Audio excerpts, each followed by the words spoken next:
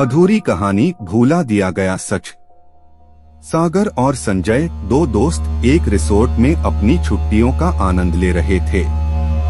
रात्रि के समय वे अपने कॉटेज में बैठकर अपनी भूला दिया गई यादें ताजा करते थे।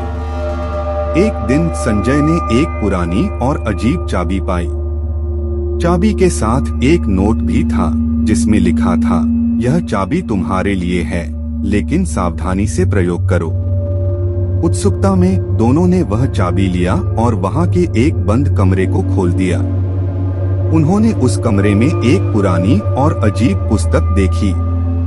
पुस्तक में अनगिनत कहानियां थीं, जिसमें से एक कहानी बहुत रोचक लगी। चाबी और पुस्तक के साथ संजय और सागर वापस अपने कॉटेज में चले गए।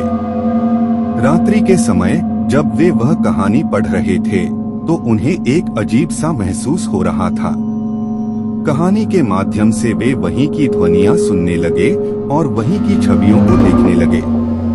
कहानी के अंत में एक भूतिया महिला की आत्मा ने उन्हें पुकारा। संजय और सागर डर गए और वह कहानी बंद कर दी। रात्रि के समय सागर को एक अजीब सा सपना आया। वह वहीं का आत्मा था जो उन्हें पुकार रही थी। आत्मा ने उन्हें बताया कि वह उस कहानी की असली कहानी है और उसने कई साल पहले वह पुस्तक लिखी थी। आत्मा ने अपनी कहानी सुनाई, जिसमें उसने अपने प्रेमी को खो दिया था और उसकी मौत की जिम्मेदारी उसके ही हाथों में थी। वह अपनी गलती को सुधारने के लिए पुस्तक में अपनी यादें छोड़ दी थी।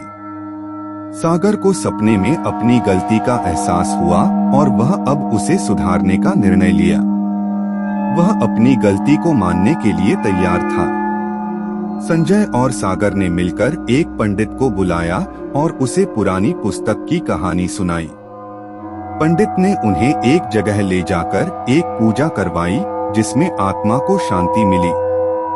उस दिन के बाद संजय और सागर ने अपनी भूली हुई यादों को दोबारा याद करने के बजाय अपनी गलतियों से सीखा और उसे सुधारने का प्रयास किया।